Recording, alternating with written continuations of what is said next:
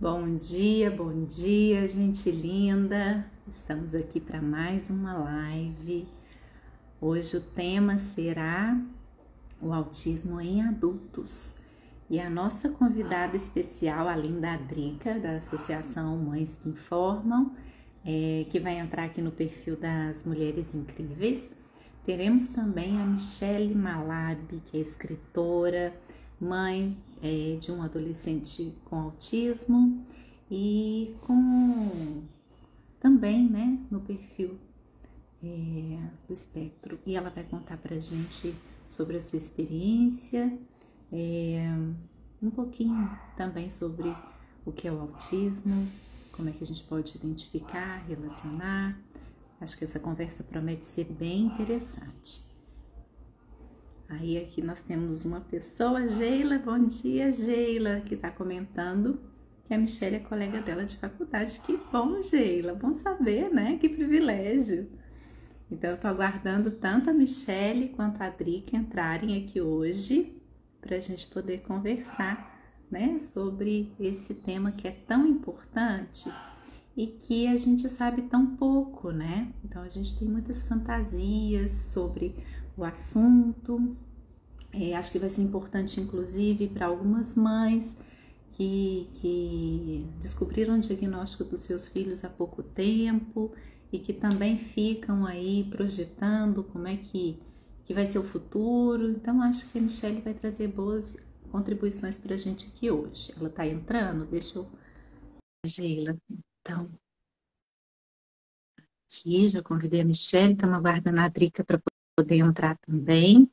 Então, enquanto isso, eu vou me apresentando. Eu sou Cristiane Peretti, psicóloga, e me associei aí à Drica, que tem um grupo de mães que informam as crianças, que é para informar sobre crianças com diversas deficiências ou características especiais, né?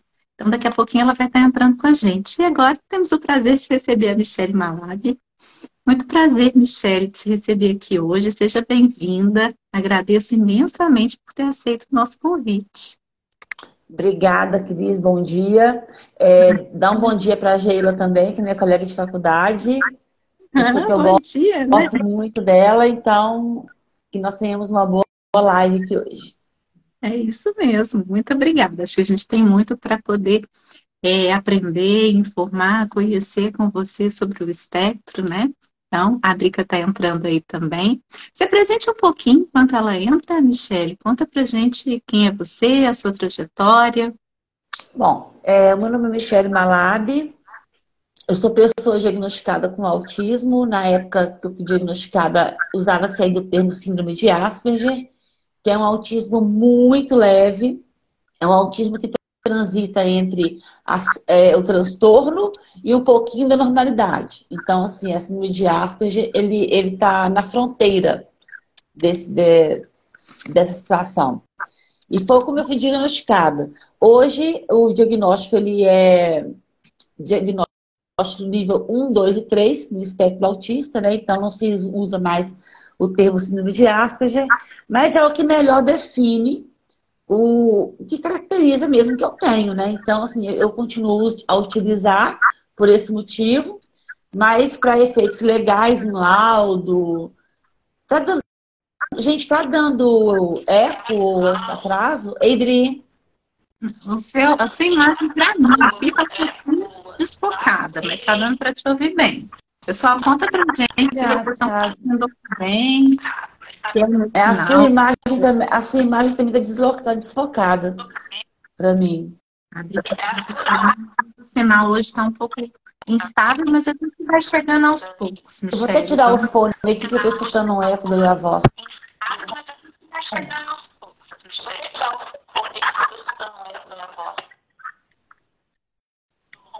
Às vezes, quando a gente está de fone, fica dando eco. E é melhor ir sem o fone. Mas hoje, eu até pedi a Cris para entrar, que eu falei, ô Cris, a internet aqui na minha casa já mexi em tudo, tá horrível, tá instável. E eu não quero que essa live perca, eu quero que ela fique salva. Então, entra aí, sair entrar de novo melhor, Adri? Ela. O sinal não tá legal, tá um pouco desfocado. Você quer tentar sair e entrar de novo, Michele? Eu não sei. com a gente, Então, mas tá bom. é muito bom que você aceitou o nosso convite, Michele. E nós vamos ouvir você Comigo? Então agora. vamos A lá. palavra está com você. Como eu falei, fui diagnosticada com diabetes. Comigo? Então vamos lá. Tá dando eco de novo, gente, pelo amor de Deus. Foi em 2013. Tá muito ruim o sinal, vou ter que sair e entrar de novo. Peraí.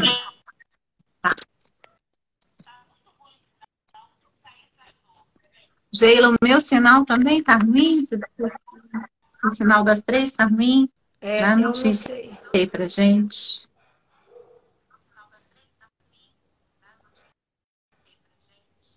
Eles Isso, escreveram aqui que o vamos sinal ver. de nós três está ruim.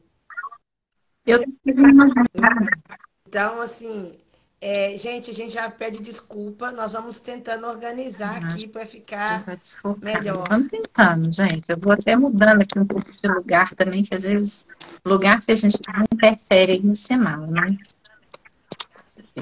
Eu acho que é o horário, muita gente em aula online, sabe? Então deve ser isso. Então acaba sobrecarregando. Pode ser também. Mas vamos tentando. Qualquer coisa, a gente sai e entra de novo. Mas vamos seguindo aqui. Tá me vendo melhor, Michele? Eu tô te vendo melhor agora. Você ainda tá um pouquinho desfocada. A Adri, eu tô vendo melhor. Aqui pra mim tá desfocado. Deixa eu mudar aqui o meu sinal.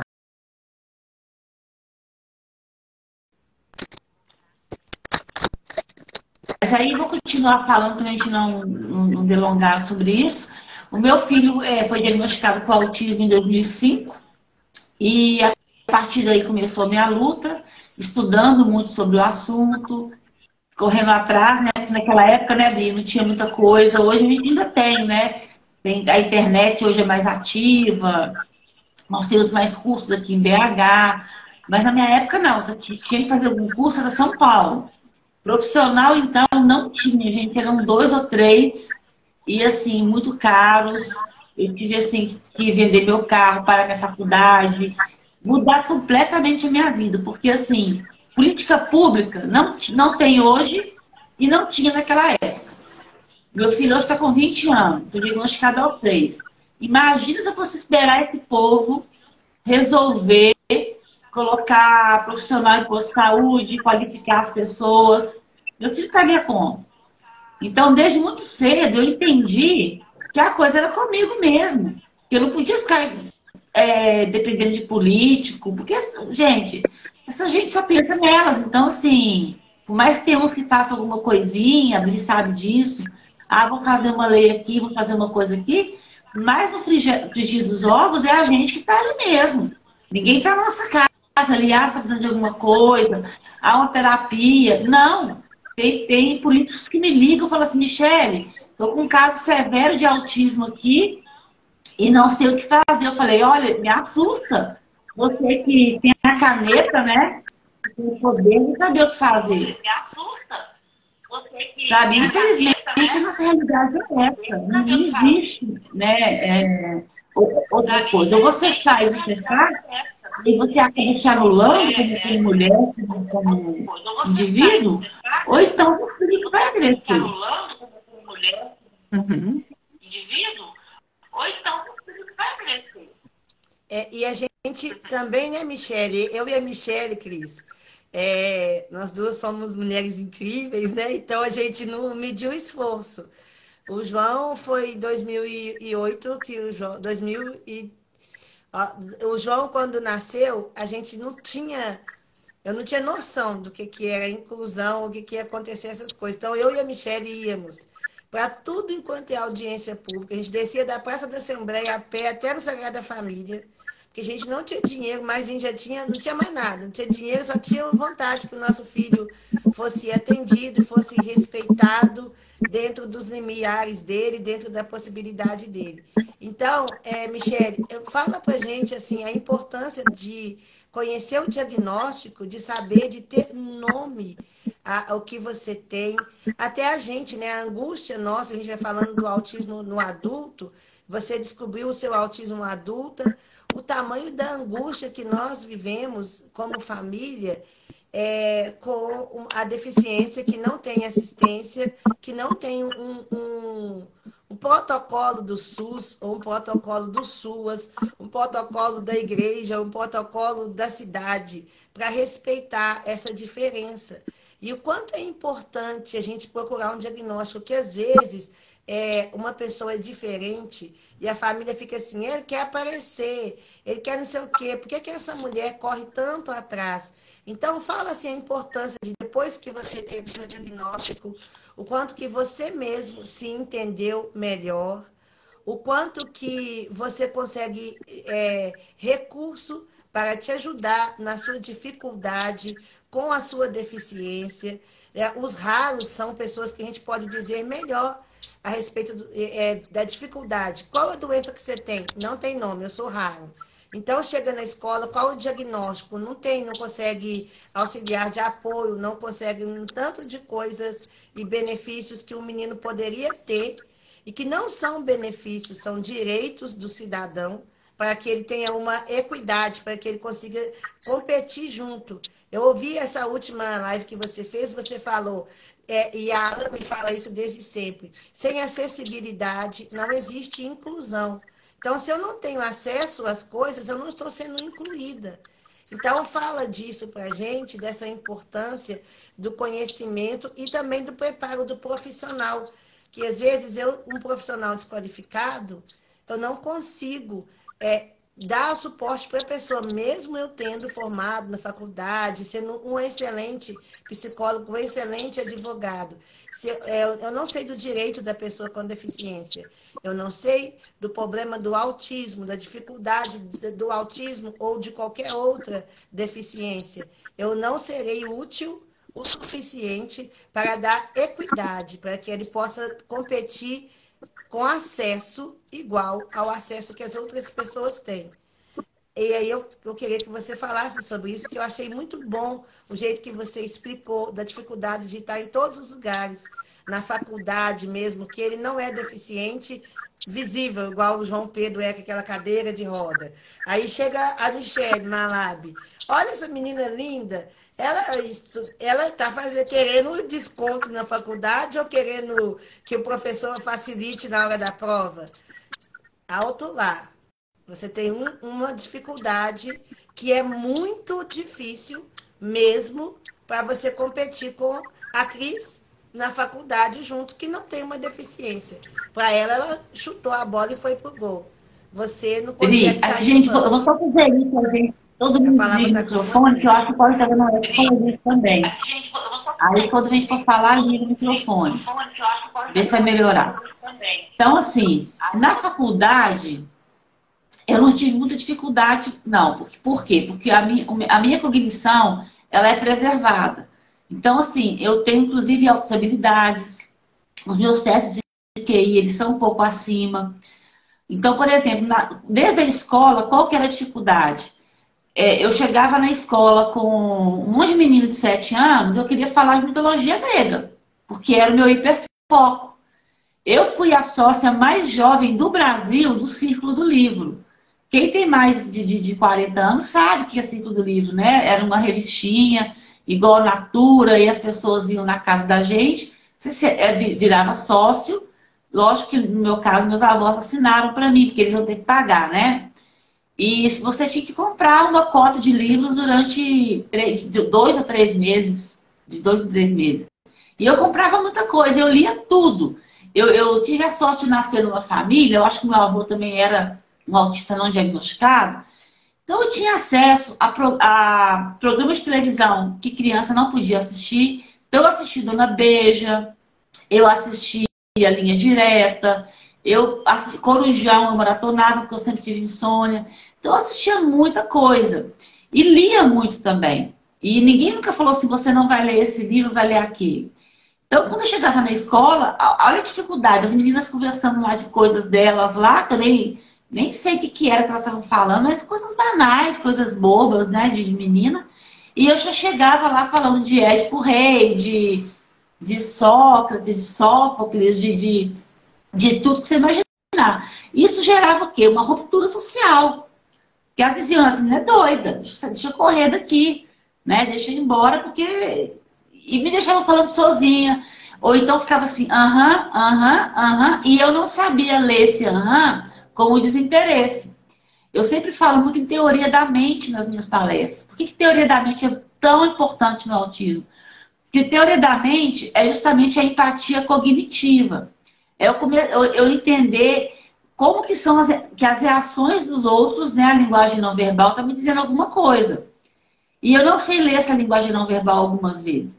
Então, por exemplo, as pessoas têm que ser bem enfáticas comigo. Olha, não pode isso. Ou então, você está me desagradando nisso aqui. Hoje não, que hoje eu já consigo, depois do meu diagnóstico, eu comecei a perceber bastante coisa, comecei a me modificar, né? Você já participou de audiência pública comigo, eu levantei e fui embora da mesa. Eu falei, não, tem que buscar minha filha na escola, e esse povo tá demorando, tá falando demais, e tchau pra vocês. Você lembra disso? Acho que foi em 2013, né? E não foi uma coisa porque eu sou arrogante ou não, porque eu tinha que buscar a menina na escola, e o povo tava lá enrolando, eu tinha que sair. Então, assim, ó, tchau, gente, eu não vou ficar aqui.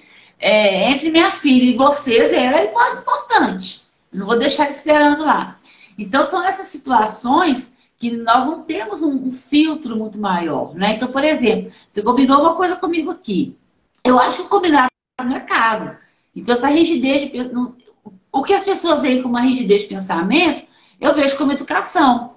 Na faculdade, eu sofri bullying na faculdade. A Gíria está aqui, pode me endossar nessa parte. Porque eu não tinha muito filtro, algumas pessoas me provocaram, e eu para poder me defender, também fui para cima. Só que aí, o bullying que elas fizeram comigo, não no caso da Gíria, que ela foi inclusive uma das que me acolheu na época, sabe?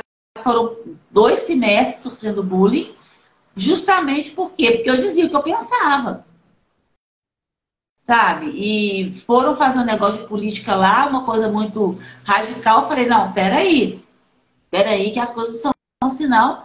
Estou na faculdade de psicologia, o mínimo que a gente tem que ter é empatia por ambos os lados. Então eu vou atender uma pessoa que é do PT, do Bolsonaro, eu vou matar a pessoa no meu consultório? Com as minhas ferramentas que eu tenho, eu vou prejudicar a situação dela, que já está ali querendo pedir ajuda, por uma outra demanda que não tem nada a ver com política? E bastou fazer isso, né? E depois me irritaram demais. Eu tá aqui uma foto minha com o Bolsonaro no grupo. Falta de filtro, né, gente? Porque eu não sou bolsonarista, mas eu tive uma noite de autógrafos e ele estava lá no mesmo ambiente, que ele estava lançando o livro. E você sabe como é que é, né, David? Tira foto. Eu tenho foto com político, eu já não converso com a pessoa. Porque rompeu, porque a pessoa mudou, mostrou quem ela era realmente, mas as fotos ficam lá. E o povo começou a me irritar, eu falei, quer me irritar? Vai irritar direito. Só que aí, eu vou irritar também, só que aí, assim, a coisa tomou uma proporção muito grande e eu fui atacada de todos os lados, a ponto de fazer até grupo de WhatsApp para falar mal de mim. Eu tive que recorrer à coordenação do curso lá no Corel, que eu sou da São Gabriel, né? Mas o núcleo de apoio à inclusão, ele fica no Corel. E, gente, é sensacional o apoio que eles dão. Quando eu entrei na faculdade, eles marcaram uma reunião comigo, perguntaram o que eu precisava, sabe? É muito bacana.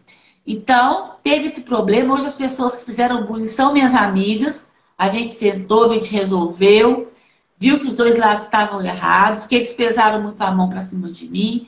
Mas, enfim, a vida não é para ficar levando também, né? Tipo assim, a gente é humano, a gente erra. E hoje eu adoro todo mundo, a gente se dá super bem. Mas sofri muito, a ponto de ter que trancar a faculdade. Então, o diagnóstico, ele te traz muito essa consciência de que, por exemplo, quando eu era criança, tudo que acontecia, até a adolescência, e até parte da fase adulta, eu botava a culpa em mim. Não, isso aqui é porque eu sou esquisita. Porque, gente, muitos pais falam assim comigo assim, mas eu não vou buscar um diagnóstico não, porque eu não quero meu filho rotulado. Já é rotulado, gente. Todo mundo vê que a gente é diferente. As pessoas veem que a gente não está falando como eles gostariam, ou que a gente não tem filtro, dá uma mancada, desliza ali uma hora. Todo mundo vê, Você interrompe as pessoas o tempo todo, às vezes, aí você tem que segurar para poder interromper. Você começa a falar de uma coisa que você gosta, você não para de falar. E a pessoa está ali, coitada, quase morrendo, querendo ir embora. Você está ali falando, falando, falando. Você dá uma banana pro vereador, né, amigo? Você já deu no meio do plenário. Eu também já dei umas respostas bem atravessadas. Então, assim, eu não acho isso ruim, sabe? Eu acho que a gente vive... quando o meu diagnóstico veio, claro que deu uma revolta. Eu falei, esse povo que estava errado o tempo todo e estavam colocando a culpa em mim, agora eles vão ver, eles vão ter que me engolir, eu vou ser assim mesmo. Mas depois você começa a amadurecer e ver que não é assim a vida. Não é porque eu tenho diagnóstico, eu sou melhor que ninguém, mas também eu sou pior, sabe? E ter o diagnóstico, ele não te blinda de nada, ele te blinda em questões legais. Recentemente eu sofri assédio moral na empresa, no trabalho, e eu estou contratada pelas cotas. E se não fosse esse diagnóstico, gente, eu tive que meter o sapato. Eu tive que levar um laudo atualizado do meu psiquiatra, dizendo, olha, ela tem direito que está na lei.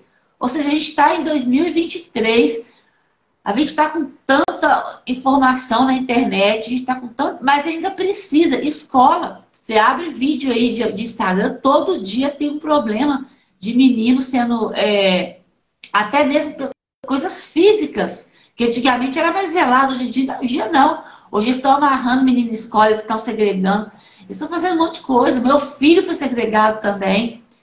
Então, a gente acha que as coisas... Ah, não, as pessoas estão melhorando. A gente está conscientizando. Conscientizando, não adianta. Você tem que, às vezes, mostrar a questão da lei ali mesmo, daquela debaixo do braço. Só que isso é muito desgastante. Porque quando é que as pessoas vão melhorar como sociedade?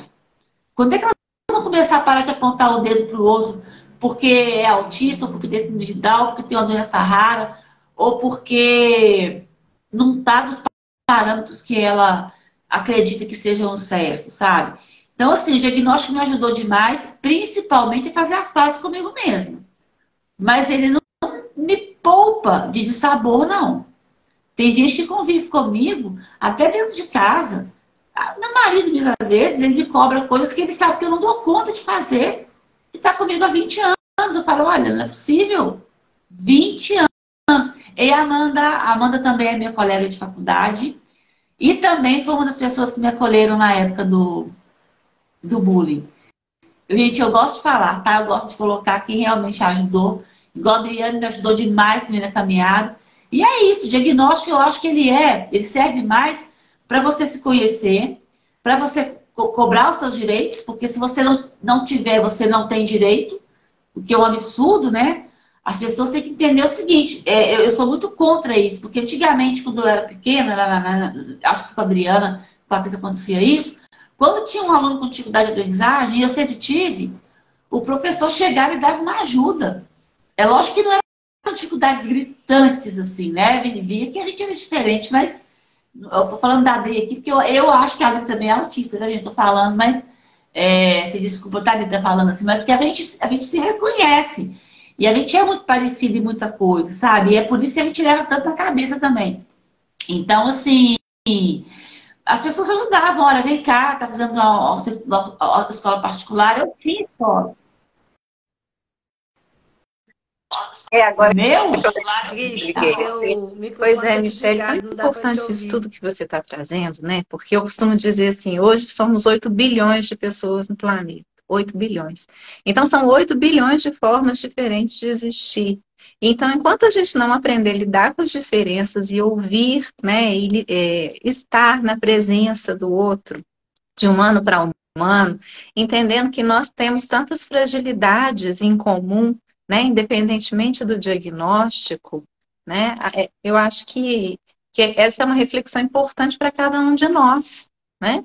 Porque independentemente do diagnóstico, nós somos humanos, mas o quanto a gente vai se afastando dessa humanidade, né? Querendo impor uma lógica que generalize e que caiba todo mundo, e não existe isso, né? Então, essa dificuldade de diálogo, de acesso, de informação, eu e a Drica né, pensamos nesse projeto aqui é para trazer pessoas reais que mostrem como é que são as dificuldades do dia a dia, né? Então você está trazendo tudo isso, todas essas dificuldades pelo qual você passou aí, não só em função do diagnóstico, é em função da diferença que é própria, né? Porque dentro do espectro, a gente ainda, como você mesmo disse, né, vai ter uma gama enorme. Então, tem algumas mães que recebem o diagnóstico dos seus filhos, já começam a apavorar e falar, como vai ser o futuro do meu filho?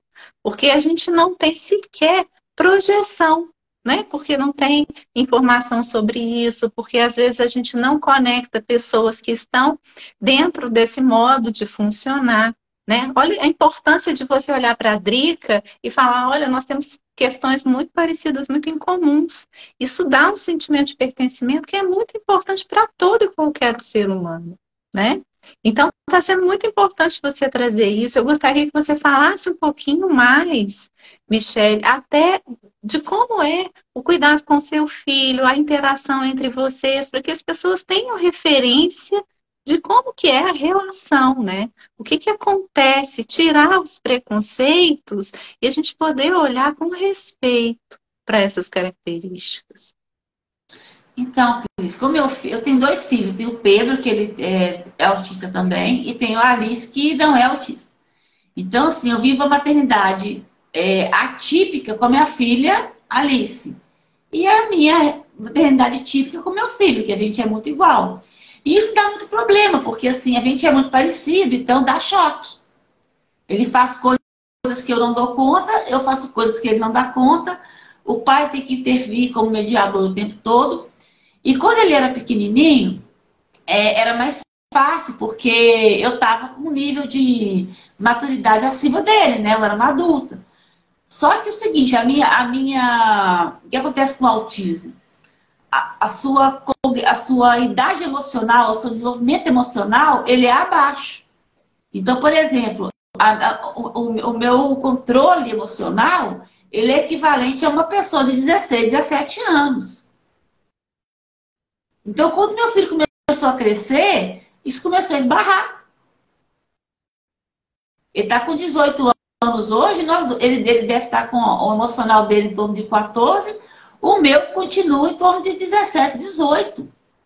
E eu tenho que parar e pensar, não, peraí, mas eu tenho 47. Eu tenho que agir como uma adulta nesse sentido aqui, E isso é um esforço muito grande. Com a minha filha, vai ficar um pouco mais difícil, porque ela já está me passando. Ela tem um feedback, ela tem uma visão do mundo. Aí, Luciana Vilela, a gente entrou da Estrada. A clínica dela tá maravilhosa. Depois eu vou convidar vocês iam dar uma passadinha lá e chamar ela para uma live, porque eles fazem um trabalho muito bacana com autistas. Então, o que acontece? Essa relação é muito conflituosa. Pra vocês terem ideia, a minha filha Alice, quando ela era menorzinha, ela fala muito. E ela vai falando assim, emendando um assunto ao outro. E eu levo ela na escola, eu ia a pé. Eu moro aqui na Cidade Nova, e ela estudava no Modesta Cravo. Então tem a José Cândida Silveira tem árvores, né? Você vai andando ali. Eu marcava uma árvore e dizia, você vai falar comigo até essa árvore aqui. Depois que chegar essa árvore, até em casa a gente vai ficar em silêncio. Porque eu não dava conta daquela informação toda. Sabe? E a gente tem que parar de se culpar por isso. Antes do diagnóstico eu me culpava. Eu falei, gente, que mãe horrível que eu sou. Eu não estou dando conta dos meus filhos.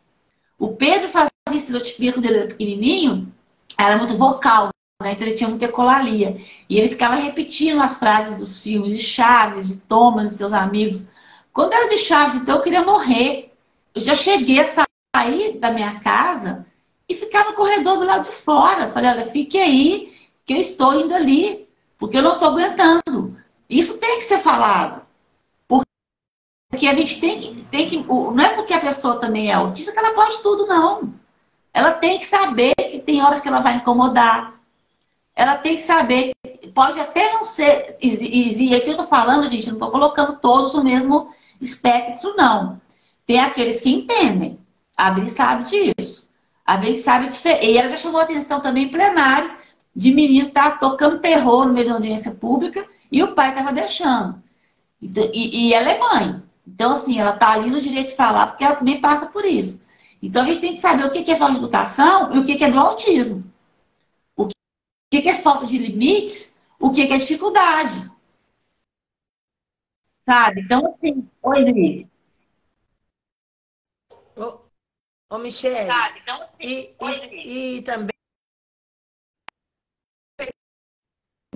né, muita gente fala comigo, você é autista. Eu não tenho diagnóstico, eu não procurei um diagnóstico agora adulto, mas eu me vejo muito igual a muito comportamento de autistas. E eu até já falei com a Cris, que é a minha psicóloga, ela falou, Adriana, procura. Eu já estou com o estresse muito grande do diagnóstico do João, porque o João tem um traço de autismo. Então, ontem mesmo, eu fui, até é bom para falar para vocês que o João está bem, eu mandei o João para a escola, ele está indo só na quarta-feira, porque tem, né, idade de estudar ainda, ele é obrigado a estar na escola, dentro da lei. Eu sou a favor dessa lei, porque tem muita criança que não vai ter acesso a nenhuma outra coisa. Por exemplo, ir a um teatro, fazer um passeio, conhecer um clube, se não for com o projeto da escola. E as pessoas com deficiência vão. Eu sei, o meu filho foi o que não foi no cinema. Eu sei, o meu filho foi o que não vai nos eventos da escola. Eles arrumam uma desculpa e não leva. Mas muita escola já leva os meninos a todos os lugares que a família não tem acesso com a questão do dinheiro, não tem acesso com a questão da cultura mesmo. Então, é muito importante o menino estar na escola. Se o seu filho aguenta ir à escola e tem uma deficiência, por favor, não corta esse direito dele. Não limite ele, fica sem ir na aula, pede atestado para o médico. Isso faz falta. O convívio social é muito importante. Mas o João não suporta, gente. Ele fica muito irritado. Eu criei o projeto Piquenicar, o projeto de ir para o cinema, de ir para o teatro, tudo na prefeitura aqui. A gente brigou muito para conseguir isso. E eu queria simplesmente que o João fosse incluído. E não é assim. Então, cada pessoa é de um jeito. O jeito do João é ficar em casa e não participar. Mas o João, mesmo com esse estresse de não aguentar, de não ser difícil para ele, eu ensinei ele aí. E olha que eu nem sabia o método ABA. Eu ensinei o João aí, ensinei o João a ficar quieto. Quanto à audiência pública, eu com a cadeira de roda rodando lá, e o João em me dá o microfone, fala rodando. Eu quero que vocês respeitem o direito do meu filho, ele tem que estar aqui, é o direito do cidadão. Então a gente tem que conectar as coisas, mostrar as dificuldades que existem, mas respeitar. E aí, o quanto que eu como talvez uma questão de sei lá, uma questão do cognitivo meu, eu quero que seja, que mostra, é assim, por isso que tá doendo assim. Então eu levo o João. Então eu levei o João para a escola e ele deu crise convulsiva. Fomos de SAMU para o CGP. Chegou no CGP um monte de gente com Covid ainda, com pneumonia, um monte de doença respiratória. O médico falou, Adriana, você tá vendo? O João tem que ser observado. Você já sabe observar o João. Observe ele em casa, para ele não pegar Covid aqui, para ele não pegar outra coisa aqui. Então, eu estou hoje aqui cuidando do João, não vou sair, vou focar no João. Mas essa necessidade de respeito para que a pessoa possa estar num lugar e não estar num lugar, ela tem que ser entendida não só pela sociedade, através de jogo diagnóstico na cara, mas por mim, familiar, assim, olha, o João não aguenta, então ele vai até aqui. O João, a Michele aguenta, ela pode ir para a faculdade, peitar os meninos lá. O João, por exemplo, você sofreu bullying. O João não sabe se está rindo com ele, para ele ou dele. Então ele não vai sofrer bullying na escola. Mas só que é mentira. Sabe por quê? Doeu nele não ter ido para o cinema. Quando ele chegou aqui em casa, ele não sabe falar. O olhinho dele lacrimejava. Ele falou para mim que foi difícil. Quando eu cheguei na escola ontem com ele passando mal, ele olhou para mim e o olhinho saiu água. Mas ele sorriu. Ele falou, minha mãe está aqui. Eu já tenho um abrigo. Então, a gente precisa de falar sobre esses lugares de acolhimento que a gente pode fazer elo com a escola. com a igreja, com o teatro, com os amigos da rua. E que não é só ter um diagnóstico, porque é tão simples. Então, o meu filho tem diagnóstico de autismo, essa história que você contou. O pai, Cris, concluiu que disse, meu filho tem diagnóstico de autismo. Ele estava cuspindo em todas as pessoas na assembleia, passava cuspindo na mão e passava na cara dos outros, passava nas paredes, e tudo bonitinho. Estava limpando o espaço na cabeça dele, sei lá o que estava fazendo. Eu falei, ô pai, isso é falta de educação. Isso aí é anti-higiênico para qualquer pessoa com qualquer deficiência. Você tem que dar limite ao seu filho. Então, a gente tem que saber, o meu filho vai ter acesso a tudo, mas ele tem que saber comportar lá, no lugar que eu estou querendo que ele tenha acesso. E por isso tem a escola de paz, por isso tem o diagnóstico, por isso tem o fisioterapeuta, o terapeuta ocupacional, o psicólogo. Não fique brigando com as pessoas, assim, porque a gente vai lá e fala, não, mas o meu filho é diferente.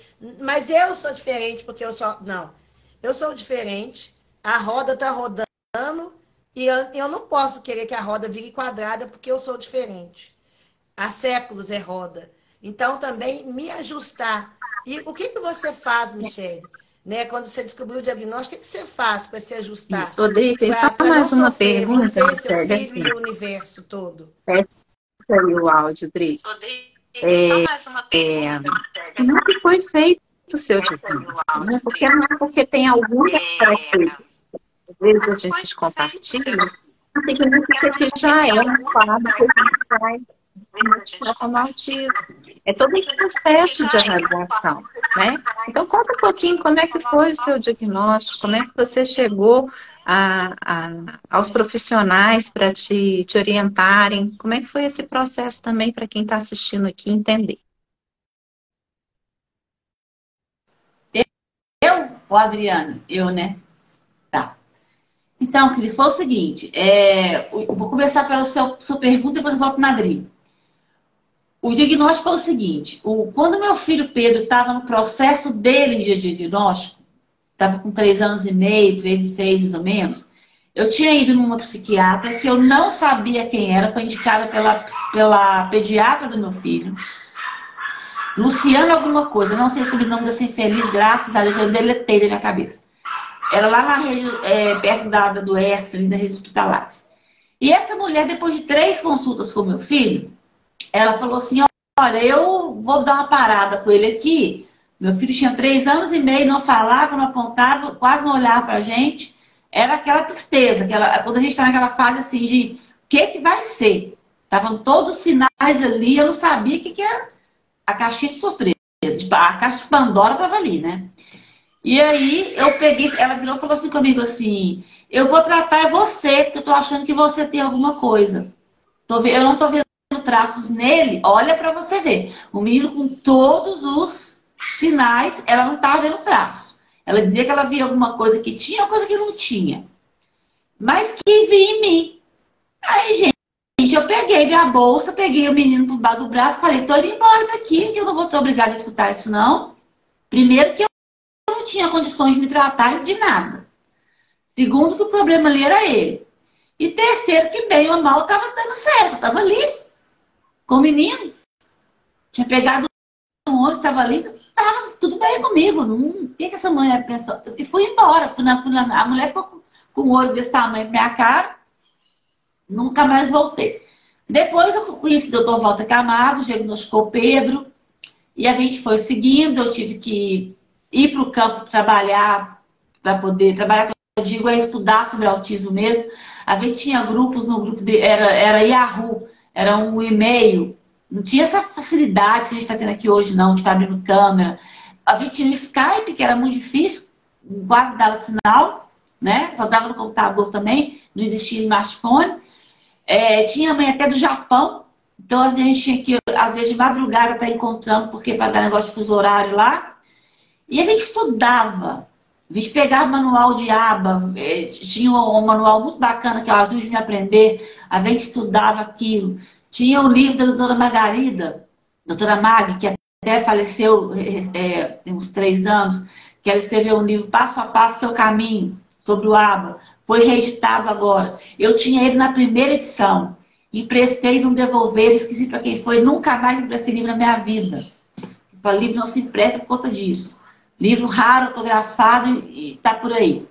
Então, assim, a gente ia estudar, a gente não entendia termo técnico, pegava lá dicionário, que nem Google acho que tinha direito, ensinava direito, e olhava.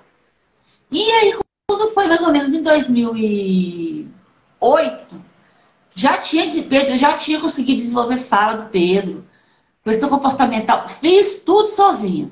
Podem me criticar, podem à vontade. Eu não tinha terapeuta, como pagar terapeuta, tinham poucos. Os que estão hoje aqui agora bons, estavam naquela época na faculdade.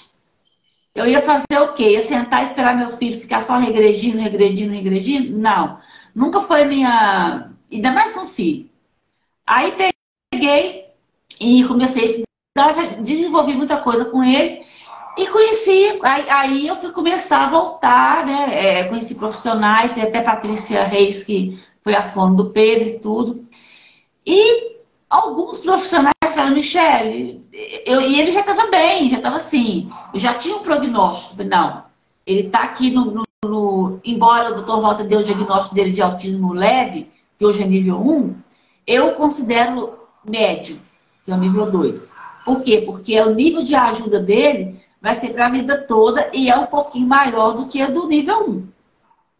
Isso aí, você pega o meu filho, você vê que é completamente diferente, né? Então, assim, a demanda é muito diferente. Ele, às vezes, ele leva o cachorro para passear, ele vai na padaria, ele vai no supermercado sozinho. Desde os 7 anos de idade, que eu dou essa autonomia para ele. Mesmo que eu ficasse olhando da janela para ver, ou pegava algum vizinho, ó, vigia aí da sua janela, para não acontecer nada, eu sempre procurava dessa autonomia para ele, para começar a mandar para o mundo mesmo. Porque ele tinha capacidade disso, né? Limitada, mas tem. E dentro desse processo, eu já estava nessa situação, um dos profissionais veio e falou comigo, olha, vamos falar de você agora? E aí, aquele peso da genética, porque pensa bem, quando ele estava sendo diagnosticado, eu tinha que lidar com o diagnóstico dele, e um diagnóstico meu, e ele estava dizendo o quê? Você é culpada pelo que ele tem. Veio de você. Eu não tinha condições, gente, de lidar com isso naquele momento. Hoje eu tenho. É claro que dói às vezes, é claro que eu vejo que ele vai passar por dificuldades que eu passei, que eu ainda passo. Sabe? Uma das maiores dificuldades que eu falo, que é triste, são duas, tá? A primeira, e só antes de chegar nisso, para misturar, eu tive uma crise muito forte nessa época também. Meu marido falou assim, olha, você tendo autismo ou não, seja lá o que você tem, porque eu sempre fui diagnosticada, sempre tive outros diagnósticos, ansiedade, depressão, desde a adolescência. Já tentei autoextermínio na adolescência, sempre usei remédios. Então, assim, diagnóstico foi o que não me faltou na minha vida. O que eu não tinha era o certo. Então, isso é uma coisa que fique clara. O autismo, ele não aparece na vida adulta, não. Ele está lá na infância. Só que, no caso do meu autismo, que era síndrome de Asperger, ele só entrou nos manuais em 94. Eu sou de 75. Então, era óbvio que eu não seria diagnosticada era uma dessas razões. E também porque a menina mascara muitos sintomas, né? Ela é mais social. Então, a menina ela começa a mascarar, ela começa a querer imitar mais os seus pares, para parecer menos esquisita e ser aceita pelo meio. Então, isso também dificulta o diagnóstico da menina. Então, quando eu tive essa crise, o meu marido falou, vamos procurar ajuda. E foi até a Luciana Vilela, que está aqui, que me indicou. Na época, ela conheceu esse meu psiquiatra, que é o Dr. Bruno Lúcio. Depois, quem quiser, pode me pedir o contato com o dono privado. Ele é ótimo, ele atende em Brumadinho, mas ele atende um dia aqui em BH. E o preço dele é bem acessível, sabe? Dentro dessas exorbitantes que a gente vê aí no autismo. Então, assim, me acompanha desde então. E a medicação foi ajustada, né? Porque eu precisava mesmo. Eu passei a fazer terapia cognitivo-comportamental.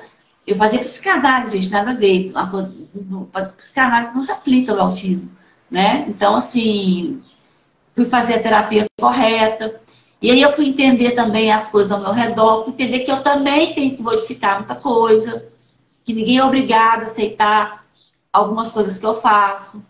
Que tem horas que eu também sou muito inconveniente. Então, às vezes, na sala de aula mesmo, eu já quero ultrapassar porque eu sou muito autodidata. Então eu leio tudo.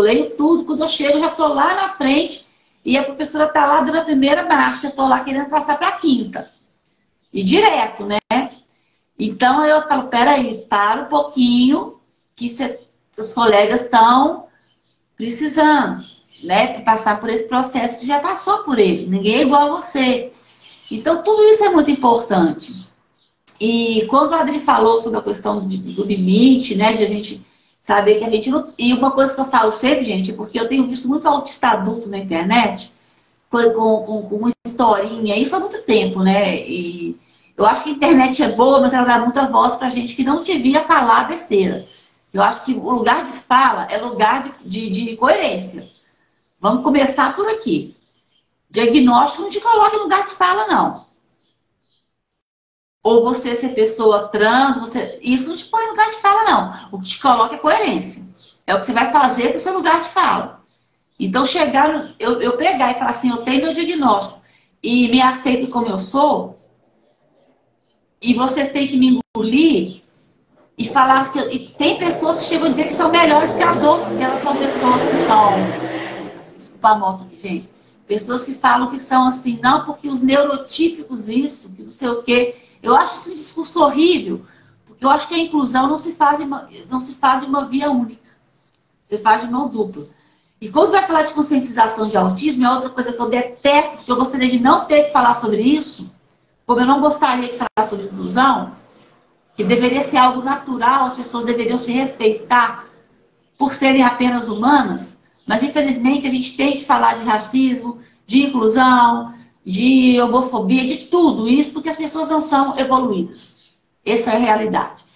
Então o que acontece? Tem pessoas também do outro lado que pregam ódio, que pregam segregação, que são preconceituosas. Então tem pessoa autista que chega e fala que neurotípico é isso, é aquilo. E eu acho assim, do mesmo jeito que eu estou conscientizando as pessoas que não são autistas de como o autista funciona, eu tenho que conscientizar o autista de como as outras pessoas funcionam. Para que eu entenda que se a pessoa às vezes falou de uma maneira grosseira comigo, ela não falou porque eu sou autista. Porque tem gente que é assim também. Às vezes foi grosso com você porque você foi chato. E a pessoa, não, tá me discriminando. Não, você foi chato mesmo. E a pessoa não tem obrigação de ficar perto de você porque você é chato. É igual o caso da Adri que ela falou. Esse pai foi embora. Ainda pegou perto de mim. Ela falou, falei, ela falou que todo mundo tá querendo te falar, filho. Você não dá educação pro seu filho. Isso, né? E você está expondo o seu filho, pior das coisas. Esse menino chegou ao ponto, gente, que ele fazer xixi em cima das caixas de som. Ele chegou a tirar o negocinho para fora. Aí que esse pai correu e pegou ele. Então isso não é do autismo, isso é falta de limite. Isso tem que ficar muito, muito claro. Quando eu falo de birra e crise, que tem uma grande diferença entre birra e crise, tem. A crise, a pessoa não está sabendo o que ela está fazendo. Não consegue se interferir, porque ela está ali numa situação que ela está completamente fora de si. Agora a birra não, a birra ela está sabendo, ela quer manipular. E a gente que é mãe, que sabe identificar, que tem uma visão maior, é igual outra coisa que eu detesto. Eu respeito muito, eu acho que cada um, eu como futura psicóloga também, eu trabalho muito isso. A gente tem que respeitar que as pessoas usam certos termos para se proteger também. Então a pessoa quer ver o filho como anjo, como ser iluminado, como ela como uma mãe guerreira, uma mãe que está ali porque veio para poder, sabe, viver em prol daquele filho. E isso é respeitado, tem que ser respeitado. Que é a maneira como ela encontrou de sobreviver a esse caos. Porque é um caos. Agora, eu já não tenho essa visão. Eu acho que isso desumaniza. Quando eu falo assim, é um anjo, o anjo não precisa de política pública. O anjo não precisa de escola. Ele tem que estar ali, sentadinho ali, tudo, sendo adorado, ou sendo, passar pano para tudo que ele faz. E não é isso que a gente está... Quando a gente prega inclusão, a gente tem que pregar inclusão. E outra coisa que eu não posso deixar de falar aqui, são duas coisas. Primeiro, que as pessoas acham que a pessoa com deficiência, o autismo principalmente, não cresce. Você vê coisa de autismo, é só foto de criança. É só palestra voltada para criança.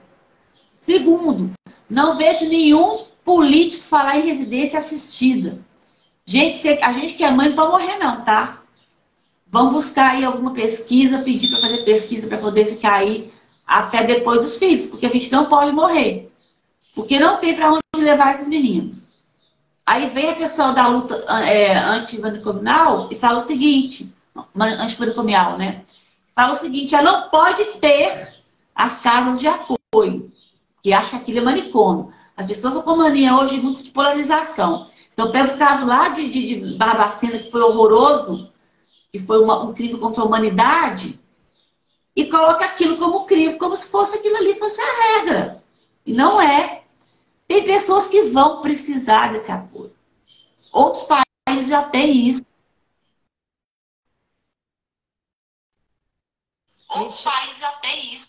Ô, Michele, e é bom a gente falar um pouquinho sobre a casa de apoio, casa lar, porque o que que acontece é também, por exemplo, igual quem tem uma pessoa com paralisia cerebral. O João está com 14 anos. Ele já é maior do que eu, porque eu sou baixinha. E aí é muito difícil. É eu e o João. Tudo que eu faço, eu tô eu e o João, eu e o João. Eu preciso de ter alguém que me ajude a cuidar do João. E sei lá, se eu conseguisse que um final de semana no mês ele tivesse num abrigo, onde tem profissionais que cuidam dele, e que ele vai ficar lá, como se fosse passar numa pousada, num clube que o menino vai, num acampamento que as outras crianças vão, porque a avó já está mais velha, a gente já está ficando mais velha, a gente não aguenta cuidar.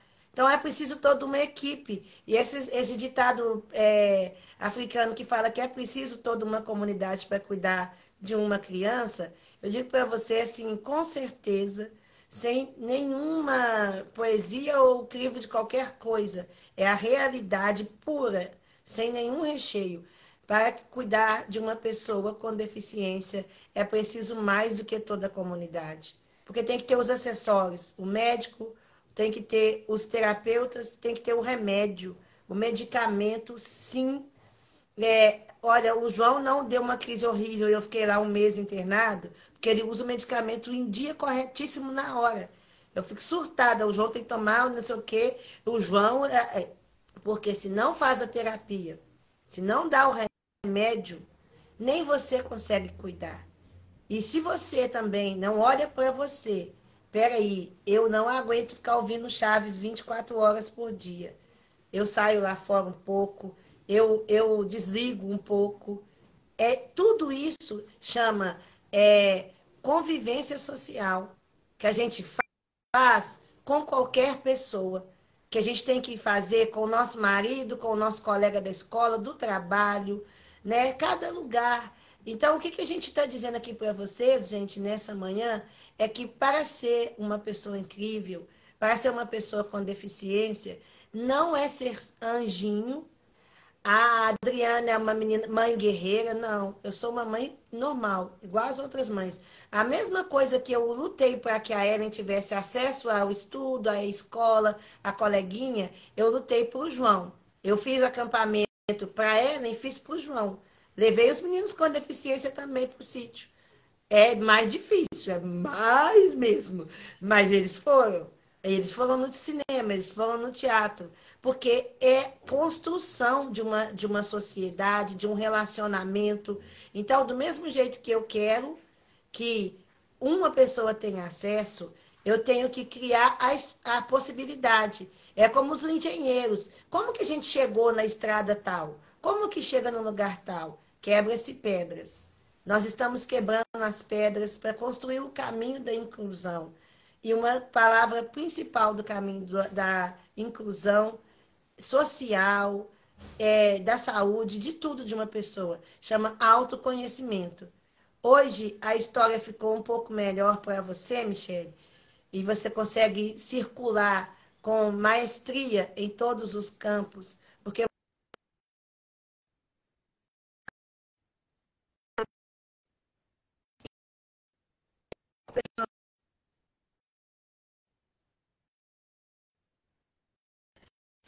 você tem que conhecê-la,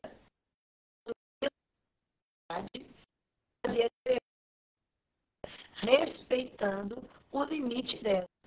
A gente não é município, realmente, eu falo sempre isso. Eu não sou um município para ser limitada, mas eu sou pessoa e eu tenho limiar de consciência, de conhecimento, entendimento, que para me extrapolar, eu tenho que conversar com quem já passou desse lugar que eu estou.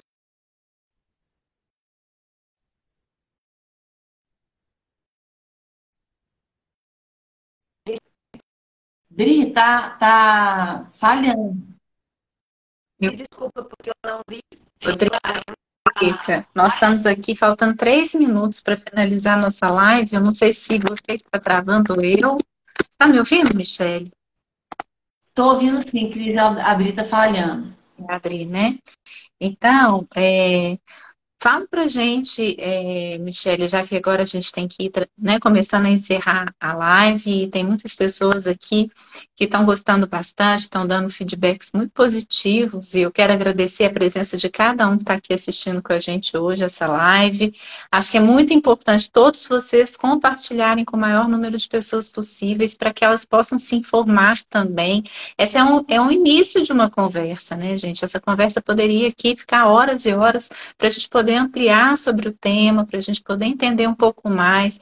Eu acho que são vários momentos de angústia, né? Diante, primeiro, do diagnóstico, depois dessa perspectiva de futuro, tanto dos pais em relação ao desenvolvimento dos seus filhos, quanto dos próprios filhos diante de uma sociedade tão opressora, né? E tão preconceituosa.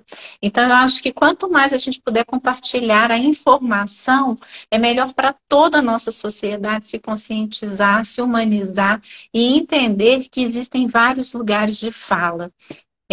Então, Michele, assim, primeiramente eu quero agradecer pela sua participação aqui hoje, a sua disponibilidade de contar para a gente a sua história, a sua experiência, de colocar a gente com o pé no chão e o olhar na realidade, né? Porque não adianta a gente ficar fantasiando um monte de coisa, a gente tem que olhar que essa realidade existe e que não é uma questão de querer, de manha, de birra, não é nada disso, é uma realidade que a gente precisa tomar consciência dela e lutarmos juntos pelos direitos e pelas garantias de qualidade de vida de todos, né, gente? Porque todos estamos incluídos nessa sociedade. Quero agradecer a Drica sempre por essa parceria, por trazer pessoas incríveis aqui para trocar com a gente, para nos ajudar a crescer enquanto seres humanos. Eu estou aqui, assim, sempre aprendendo, sempre aberta, estou longe de saber qualquer coisa e sempre espero me colocar nesse lugar de aprendiz, porque isso abre muitas possibilidades de escuta, né? Então, quero te agradecer. Eu gostaria que você falasse dos seus livros, né? Eu ainda não os li, mas eu fiquei extremamente curiosa, né? Em breve eu quero já ter acesso a eles para conhecer também a sua visão ainda mais aprofundada. Falar rapidinho dos livros aqui. São 3 livros, né? O primeiro, Na Montanha Russa, Vivendo a Maternidade no Autismo, onde eu falo sobre a minha experiência com o Pedro, de mãe. O segundo é o Menina Asper, onde eu falo da minha infância, de todos os sinais que estavam lá, que ninguém via, do bullying. Foi um livro muito difícil de escrever. Depois que eu escrevi inclusive em terceira pessoa, porque eu não dei conta de me colocar no presente nele. Era como se estivesse falando de outra. E assim, fiquei em depressão 2 anos depois de escrever esse livro. E não consegui reler, de tão forte que ele é. Mas está tudo aqui, como buscar o diagnóstico, quais são os critérios utilizados, está tudo. E o terceiro livro é esse aqui, que é Pelo Direito de Pertencer. Um livro sobre autismo e inclusão. Aqui é a foto do Pedro com a Alice. Eles estavam num lugar, uma fazenda bacana. E são livros assim, gente, que vocês não encontram livraria, porque eu tenho medo de livraria sumir com meus livros não pagarem. Então, compra comigo mesmo. Eu que fiz os livros por conta própria, eu que organizei tudo, capa, paguei tudo, fiz direitinho. Para poder adquirir é comigo, manda um direct, ou então pode mandar pelo WhatsApp também. Obrigada, Lu. Obrigada, gente. E a Adri pode passar, vocês podem passar meu contato, não tem problema nenhum, sou super acessível em relação a isso. Queria dizer aqui que Adri é uma grande amiga, de anos mesmo. está no meu coração. Agradecer a ela esse convite. Agradecer a você a disponibilidade, o convite também. Estou aberta para outras conversas, se vocês precisarem. E o recado que eu quero dizer é o seguinte: a gente luta, né, Adri, há muito tempo. E aí eu tenho certeza que nossa luta, nossos filhos não vão colher. Eu tenho essa convicção que eles não vão colher essa luta, porque é muita coisa para fazer, né? Mas outros vão. Então a gente tem que continuar, porque eu acho que se Deus deu pra gente essa... Não gosto muito de falar de missão, essas coisas que eu acho meio piegas, mas a gente não veio à toa no lugar que a gente está aqui hoje, né? A gente não está aqui à toa. E a gente está pelos nossos, mas a gente está pelos outros também. Então, mesmo que não colham, os nossos filhos colham parte, não colham tudo, alguém lá na frente vai colher. E eu acho que isso aí é o que a gente tem que ter em mente. E se cuidar, em primeiro lugar, gente. Se cuidem. Vira pro filho, você está dando muito trabalho, ó. Você está dando muito trabalho, fica aí dando trabalho sozinho um pouquinho, vê que ele não está em condições de se machucar e nada, que ele está bem, né? E vai lá, tira os 5 minutos. A Adri fala 5 minutos. Hoje já tiro 1 hora, tá? Eu vou pra academia, 5 minutos só não dá para mim mais não. Mas que seja um começo. Se cuidem, porque se a gente não se cuidar, quem vai cuidar deles? Se a gente não tiver bem, de pé, como é que a gente vai segurar esses meninos? Então, a dica é essa. E aos nossos governantes, saibam que a gente está de olho. Todo mundo sabe quem é quem aqui nessa causa.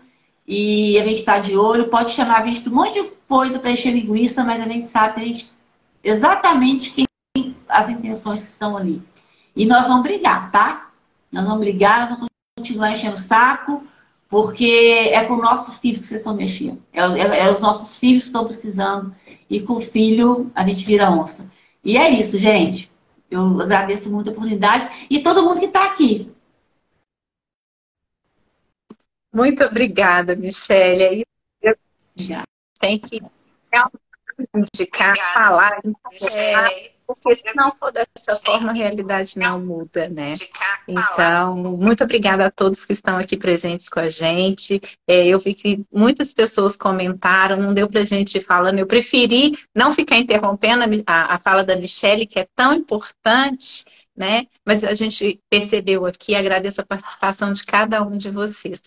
Vou pedir também para que sigam a Michele, compartilhem o Instagram dela. Ela posta vários vídeos super interessantes lá na página. Eu tive a oportunidade de acessar e eu adorei conhecer o trabalho dela e a pessoa dela, principalmente.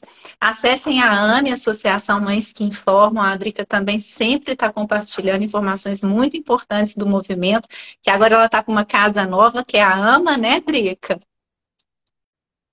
Conta aí. Nossa casa nova lá e assim, a gente está no movimento político. Eu acho que não está dando para me ouvir direito, né? Tá dando para ouvir? Então é isso, olha, numa das audiências públicas que nós fizemos, eu levei pipoca para os vereadores e deputados, falando que a vida do nosso filho não era filme. E ainda filme do cinema de antigamente, que a gente pegava a fita, rebobina, volta para frente, vai para trás. A vida não tem como fazer isso. E a sua vida não é filme. Então fique esperto, pega as dicas, faça a diferença, cuide de você, cuide-se bem para você cuidar bem do seu filho. Beijo para todo mundo. Obrigado por vocês que ficaram aqui. E vamos juntas por aí, se encontrando e fazendo um mundo melhor para a gente e para os nossos filhos. E para quem mais chegar, né? Que as pessoas possam colher a nossa boa semeadura, que possamos fazer a diferença de onde a gente estiver. Do jeito que você está, onde você está agora, você faça a diferença onde você estiver. Beijo para todo mundo, muito obrigada. Gratidão, Cris, por essa parceria maravilhosa. É muito bom ter vocês como amiga. Obrigada, e gente. estar com vocês Um ótimo dia. Obrigada, gente. Tchau, beijão. Obrigada, gente. Tchau. Ótimo dia. Tchau, tchau. Tchau, beijão.